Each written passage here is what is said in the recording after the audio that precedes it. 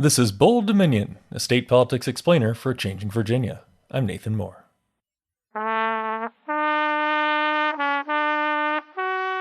Wait, that's not my usual theme song. That's Auld Lang Syne, the New Year's classic melody.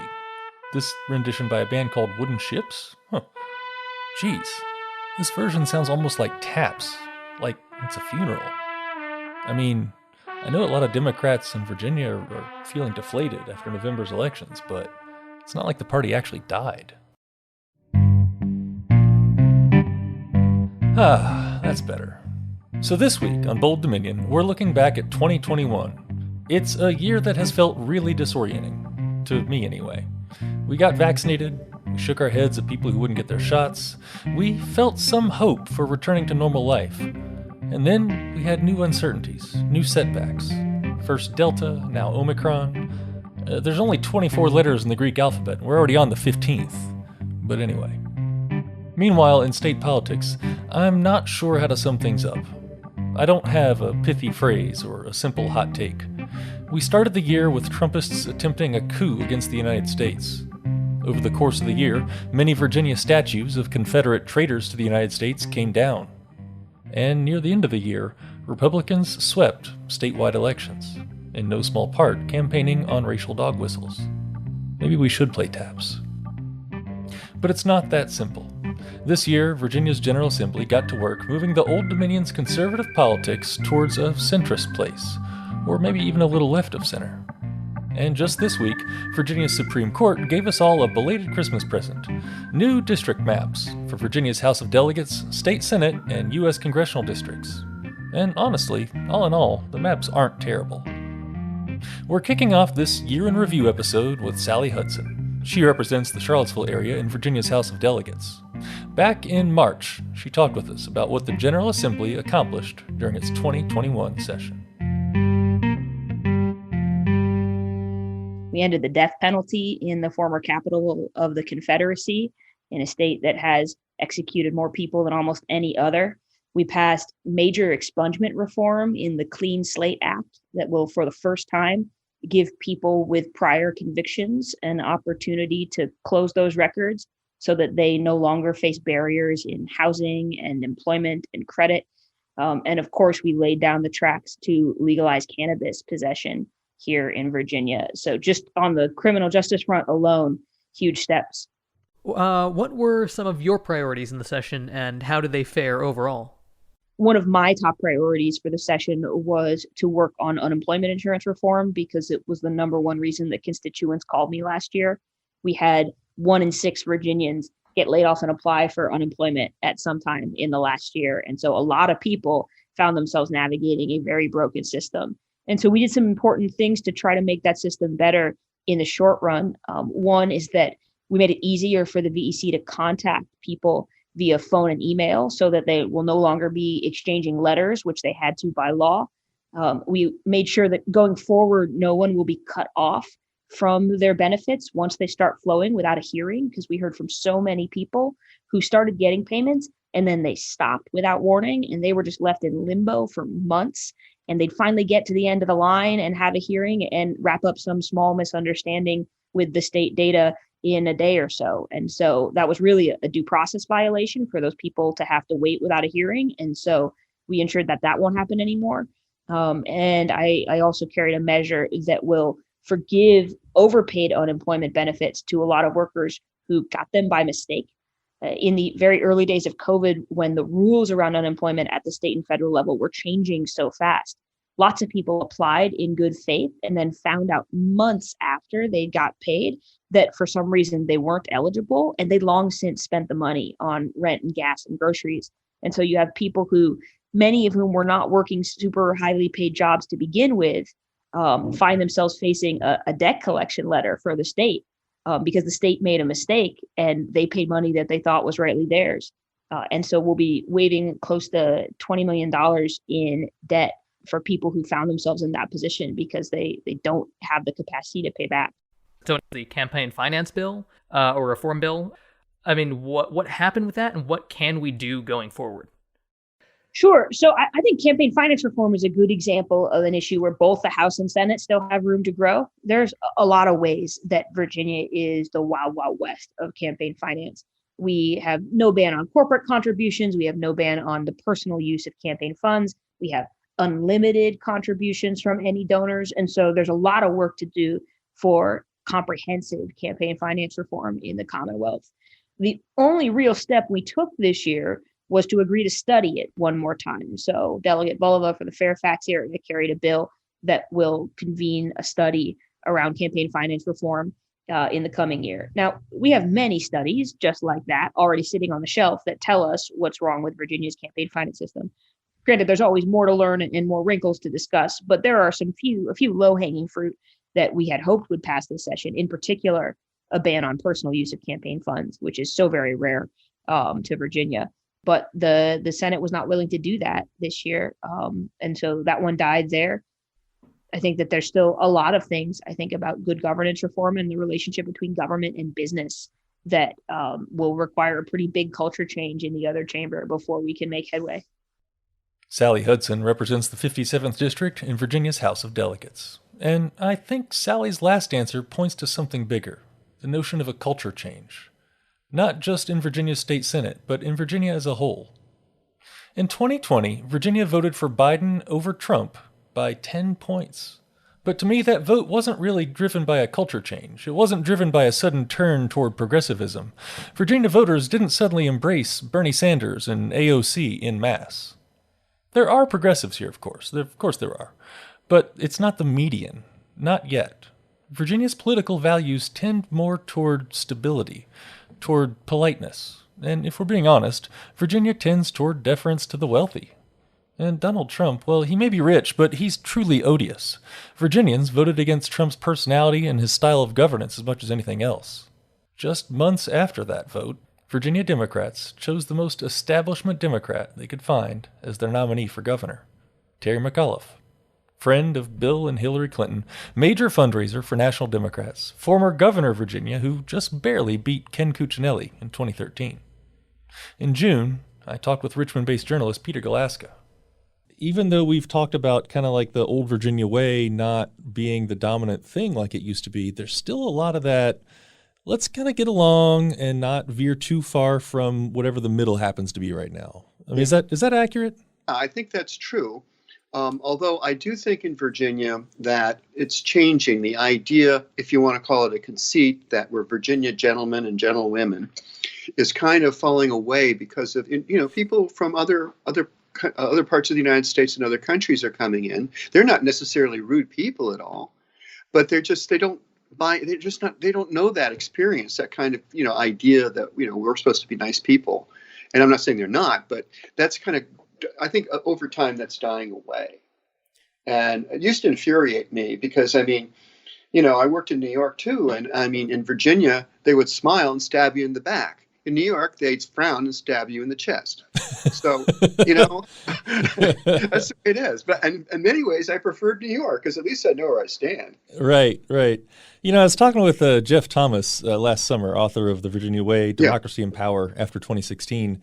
And his take on some of this is that, those old family dynasties in Virginia where like the Virginia gentlemen, the Virginia gentlewomen, and the sort of personal relationship gets everything done, some of that has eroded away for sure. And now it's money. And there's newcomers, and the way you play the game is with money. And so I'm kind of struck by that as a change in the political culture here, but it still seems to veer really hard toward like a sensibility that Virginia doesn't want to be the first on anything, but it would be impolite to be the last on anything. Well, Virginia runs sort of in the middle. But I do think that there are some things where Virginia, vis-a-vis the South, is ahead, such as marijuana, decriminalization, and getting rid of the death penalty. And that's where Virginia's moving, that kind of area. It's not going to be, it used to be like the, political museum piece, as a famous historian put it, where it's sort of, it's changed. That was written, 60, 70 years ago? So Peter Galaska is a longtime journalist here in Virginia and regular guest here on the show. You've probably heard his voice. Well, as the summer wore on, the gubernatorial race between Glenn Youngkin and Terry McAuliffe heated up. In the national media, we kept hearing a term being bandied around, critical race theory. Critical race theory has become a pejorative in today's conservative movement, including here in Virginia.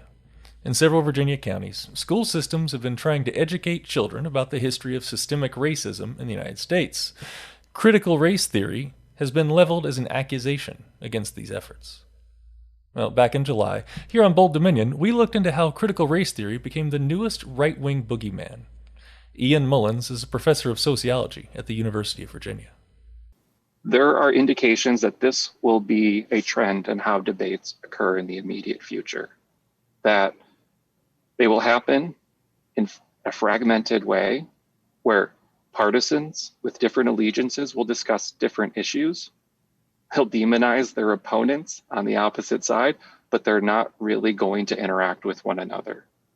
And in this particular issue of critical race theory, there's not much substance to it. That doesn't mean other issues won't have substance. But the idea that is being perpetrated among critics of critical race theory is not what critical race theory is. Their perception of it doesn't match its reality. And in that sense, critical race theory has become a symbol for something other than what it is, for a fragmented segment of the population. It's become a dog whistle. It's become a way to activate voters in a knee-jerk way without getting into a substantive discussion. So I do not think that leaders of their respective political parties in Virginia are going to have a substantive conversation about this. I also don't think that's what it's intended to accomplish. I think this is a tactic to activate a Republican base, and specifically a Republican base that can be energized and activated around what we're calling cultural issues. It's not this threat to the American way of life. It's not a threat to children. And so in Virginia, in Loudoun County, I don't think we're going to have productive conversations about this because we can't agree on what it fundamentally is. As it happened, UVA professor Ian Mullins was spot on with his analysis. Stay with us through this short break.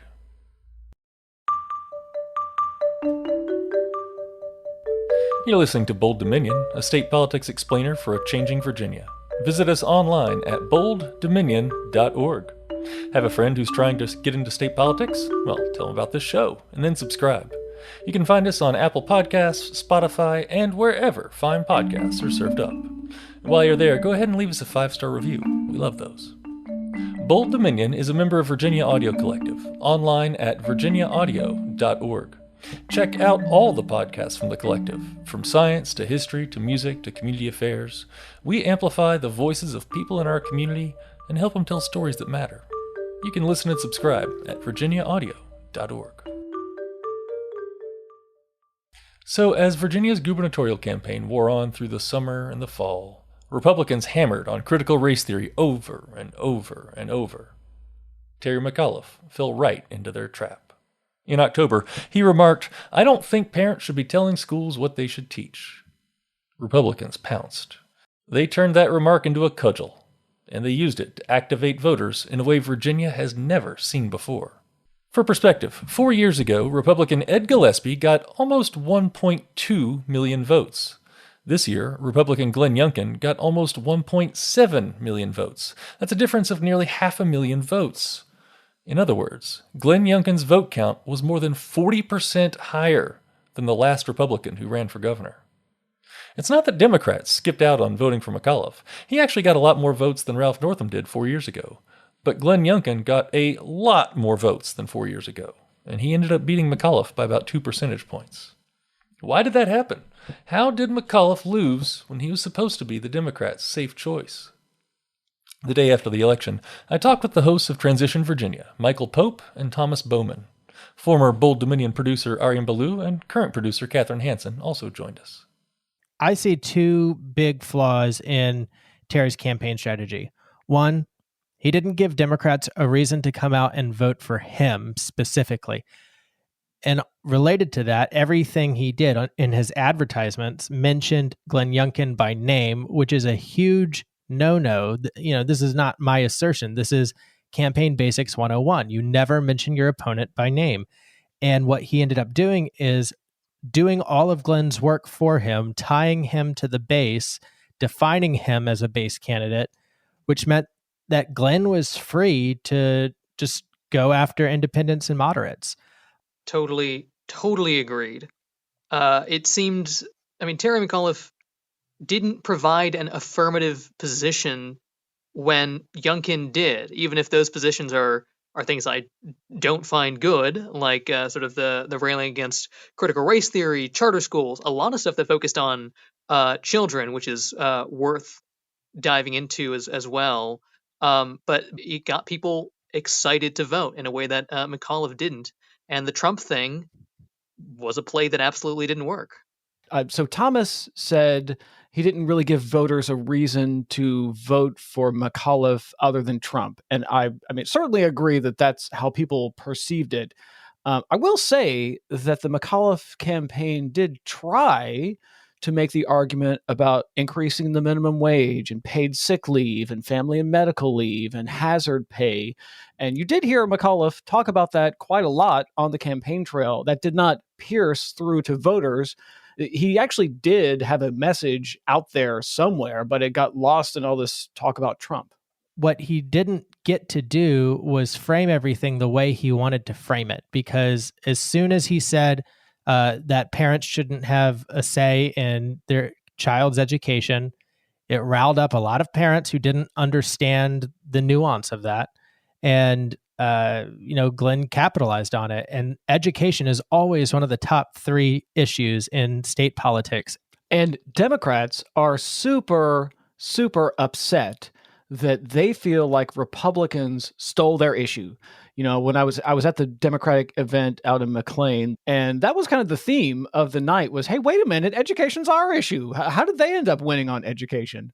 That's because it wasn't really education is the issue, Michael. This wasn't about funding for schools. It was a story about race, right? Well, yes and no. So you said it's not necessarily about funding for schools. Keep in mind that in Glenn Youngkin's victory speech, he did promise the largest ever education budget in the history of Virginia. He promised to expand school choice by having more charter schools. Dog whistle. So, there is a policy dimension to this too. People got caught up in the racial element of it and banning a law school concept from public schools that's not taught there. So, it's easy to ban something that's not being taught. It was a meaningless discussion about a topic that had no policy dimension to it. But when Youngkin actually takes office, there are some policies there that he's going to pursue, or at least he's promising to in his victory speech. So, Michael, here's the thing, though. Like more money for charter schools in Virginia did not drive 500,000 people to vote for Glenn Youngkin. Fear about teaching Black authors and fear about trans bathrooms, fear about all the stuff that leads to aggrieved white suburbanites turning out to the polls. That's what drove 500,000 more people to vote for Glenn Youngkin. Well, wait a second. I would agree with you that all of the dust up about Toni Morrison definitely drove a lot of voters. I'm not distracting from that. Although you say the charter schools didn't really drive parents. And maybe that's true, but keep in mind the perception in the minds of voters to hearing Terry McAuliffe say he didn't think parents should be telling schools what they should teach. And there was this feeling among many parents that those Democrats and their big government bureaucrats and all this wokeism is sort of dominating schools. And, there's the mask mandates and the vaccine mandates, and they want more control. The parents want more control. Mm-hmm. School choice is a dog whistle. Like, it's a race dog whistle. The reason that they advance school choice is so that they don't have to send their kids to integrated schools. This has been a talking point since the Brown v. Board decision. This is not new information. School choice is a racist dog whistle. And so the fact that it's in Youngkin's list of promises is just one more reason tying Youngkin's education plan to a racist dog whistle reaction. That was Michael Pope and Thomas Bowman, the hosts of Transition Virginia, joining me and Aryan Ballou and Catherine Hansen for a roundtable conversation the day after the election. So Republicans won the governorship and statewide offices. They also won a majority in the House of Delegates. But Democrats still have a narrow majority in the state Senate. So here at Bold Dominion, we got to wondering how much power Virginia's governor really has. Can the governor just issue a bunch of executive orders like the president does in Washington? What'll actually get done in the next couple years? Bold Dominion producer Katherine Hansen interviewed UVA politics professor Justin Kirkland. So the Virginia governorship is a little unusual in that the Virginia governor does have strong veto powers. That is, they can veto legislation that comes from the legislative branch, and they have a line item veto, which means they can send specific recommendations back to the legislature. This is a relatively common power in governors, and the president had this power for a short amount of time. And what makes the governor in Virginia a little unusual amongst more institutionally powerful governors is that the Virginia governor can only serve one term at a time. And so that is a unique feature that when a governor vetoes a bill, there's not like an 8-year time horizon for them to negotiate with the legislature. They've got 4 years, 2 budgets to get things done, and that's the end of things. The Virginia governor also has some considerable budgetary power. Not all governors have the ability to propose a budget first. Oftentimes the first proposed budget comes from the legislature rather than from the governor, but in the state of Virginia, the governor gets to propose a budget that the legislature then debates and then changes. Interinstitutionally, the governor is also reasonably powerful in that the Virginia state legislature is a citizen or amateur legislature held by part-time legislators rather than a professional legislature like a place in California. And having a citizen or amateur legislature tends to make the governor stronger because policy typically emerges from professional politicians rather than from amateurs, and amateur legislators have less experience and less time to fight back against a governor that they might disagree with because they're only in session for 30 to 60 days every other year. So how can a governor's priorities impact various issues even without new legislation? Yeah, so the governors can, because they have those sort of proposal and budgetary powers, emphasize areas of administration more than a legislature can. So a legislature has got to pass law and then rely on an executive to implement it. So the governor can, increase police presences by increasing funding for, state police in the Commonwealth, or can change, higher education because they can increase or propose to increase funding to universities.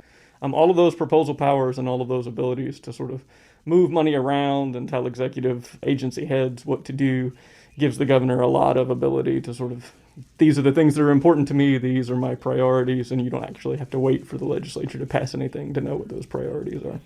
One particular issue raised on both sides during the campaign was critical race theory and what we're going to do with our school board. So, every county has its own school board. What is Glenn Youngkin or any governor able to do? Yeah, so the school board determines a lot of local curriculum. And for most of the 20th century, curriculums were controlled by local boards. Over time, thanks to a variety of state legislation and indeed national legislation like No Child Left Behind, school boards have had decreasing amounts of authority over local curriculum. So a lot of curriculums in the country, and indeed here in Virginia, are at least on paper in the hands of local school boards, but because schools rely so heavily on states for funding rather than just local property taxes, that provides people like Youngkin the ability to manipulate local curriculums even if the final authority is vested in local school boards. And so it'll turn out to be the case that Youngkin has some power to make curriculum changes, not directly, but he can pressure school boards to make changes in the direction that he supports and threaten to withhold funding from those schools if they don't comply. That's a perfectly common and normal tactic that governors use to deal with school boards across the country. It's really common in Texas and in North Carolina, the places that I lived before Virginia. So there's nothing untoward about it. It's just a tool that a governor has to make school boards happen.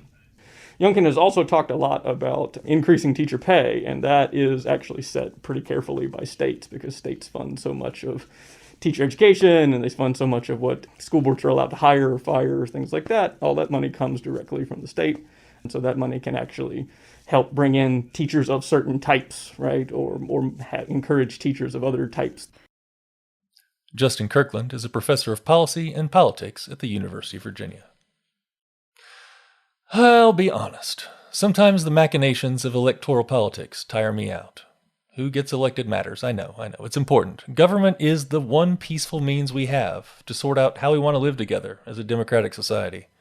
But I also see how change happens outside of elections and outside of government. How a change in values can be more lasting, more meaningful, more impactful. It's social movements that move the needle on changing values. This year, Bold Dominion's most listened to episode was the one where we marked the 4-year anniversary of the deadly Unite the Right rally here in Charlottesville. It's still a moment we mark time by, at least in Charlottesville, and it's shaped Virginia's politics and public spaces this year. A number of Virginia's statues to Confederate generals came down. In August, I talked with UVA professor Jelaine Schmidt.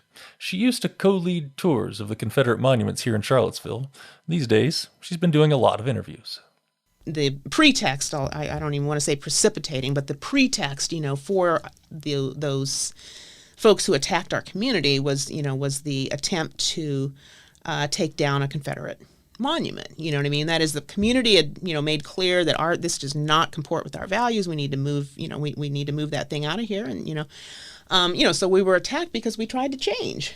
We didn't want these symbols of white supremacy.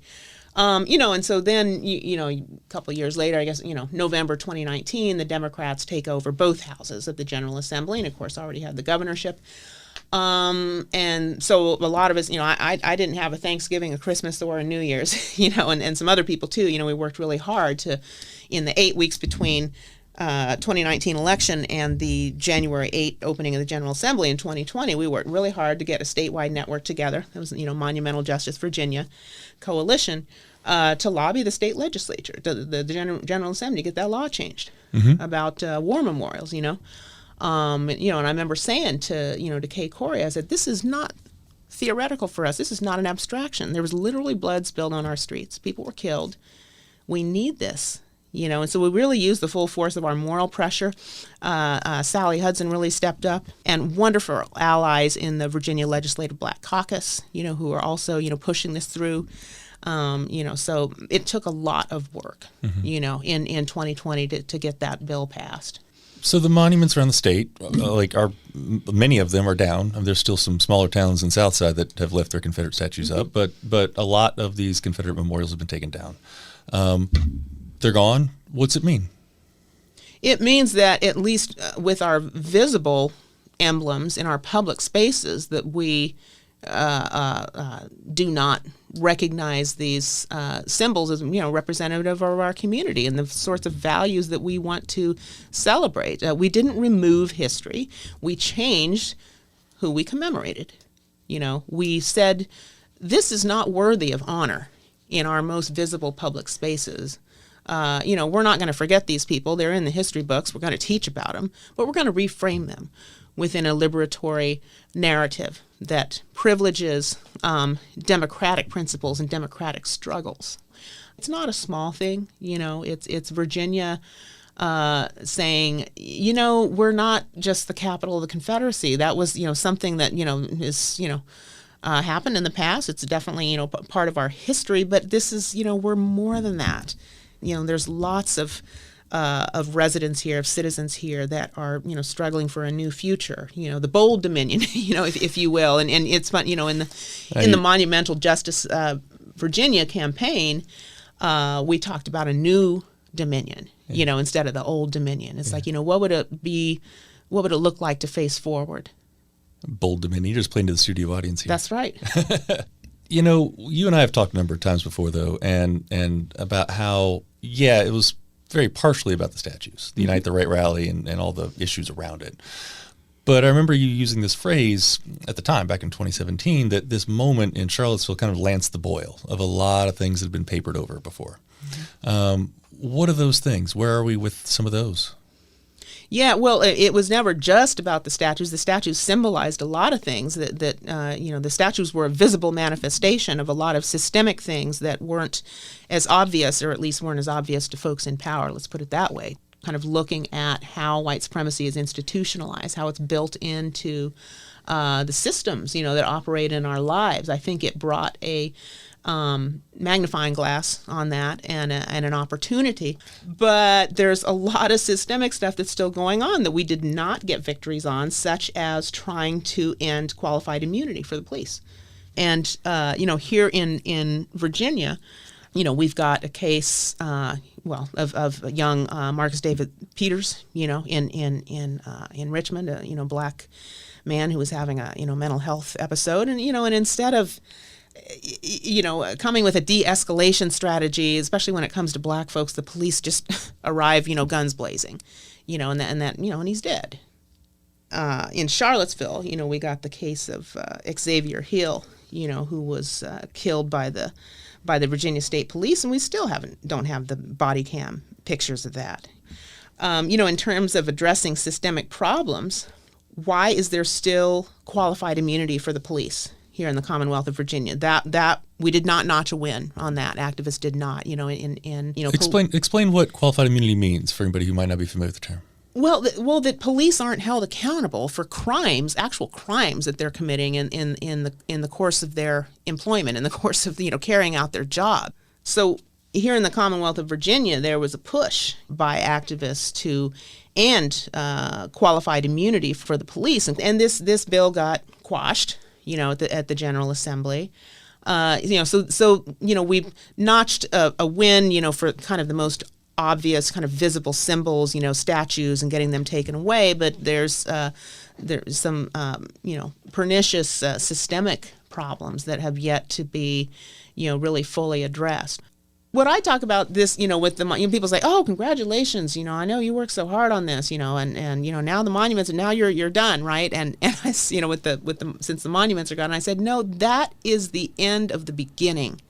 And again, kind of hearkening back to Zion Bryant's statement in the park on July the 10th, that now we need to tackle these systemic, structural ways that white supremacy is embedded in our daily life and has, worked perniciously to dispossess, black people of economic power. Jolene Schmidt is a professor and director of the Memory Project at the University of Virginia. Well, that's the year of 2021, folks. We've got a Republican governor starting soon, a politically divided General Assembly, a pandemic that's still dragging on, and a whole lot to reckon with. My name's Nathan Moore, and I'm the host of Bold Dominion. You can find us online at bolddominion.org. And don't forget to subscribe. It's just a click away. Bold Dominion will be back in the new year to explain how state government works, or doesn't work, when there are different parties with majorities in the House and the Senate. In the meantime, stay safe, get your booster shot, and have a happy new year.